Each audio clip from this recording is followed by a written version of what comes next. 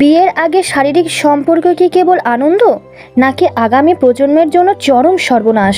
জানুন কেন শাস্ত্র একে নরকের দ্বার বলেছে। অর্জুন বিষাদগ্রস্ত হয়ে জিজ্ঞাসা করেছিলেন, মানুষ কেন অনিচ্ছার সত্ত্বেও পাপাচারে লিপ্ত হয়?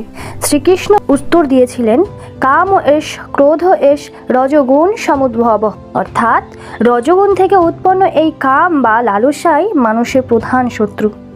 আজ আমরা প্রগতির নামে বিয়ের আগে যে শারীরিক সম্পর্কে লিপ্ত হচ্ছি তা আসলে প্রেম নয়, বরং ইন্দ্রিয়ের দাসত্ব। শ্রীকৃষ্ণ শিখিয়েছেন সংযমী শক্তি। কেন আজ বিবেকানন্দ, চৈতন্যের মতন মহাবীর জন্মায় না? কারণ মহান আত্মা ধারণ করতে হলে মা বাবার চিত্ত হওয়া চাই পবিত্র ও শান্ত।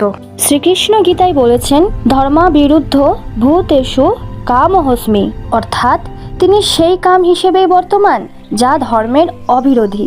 বিয়ের আগে অবাধ মেলামেশা জীবনের শক্তিকে ক্ষয় করে, যার ফলে মেধা ও তেজস্বীর সন্তান লাভের পথ রুদ্ধ হয়ে যায়। আজকে শিশুরা কেন এত চঞ্চল? ভগবান কৃষ্ণ বলেছেন, যেমন বীজ বপন করবে তেমনি ফসল পাবে।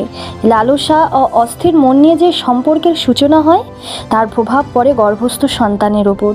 যখন মা বাবা মনে ভক্তি ও পবিত্রতার অভাব থাকে তখন সন্তান হয় উচ্ছৃঙ্খল ও লক্ষ্যহীন। শ্রীকৃষ্ণ নরকের তিনটি দ্বারের কথা বলেছেন, কাম, ক্রোধ এবং লোভ। বিয়ের আগে সম্পর্কের সাময়িক আনন্দ আসলে এক মরীচিকা। এর পরিণাম হলো মানসিক অশান্তি, পারস্পরিক অবিশ্বাসের বীজ এবং আধ্যাত্মিক পতন।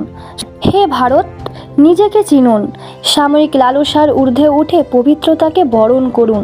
তবেই আপনার ঘরে জন্ম নেবে অর্জুন বা সুভাষের মতো বীর। মনে রাখবেন, পবিত্র জীবনই হলো কৃষ্ণের আশীর্বাদ লাভের একমাত্র পথ।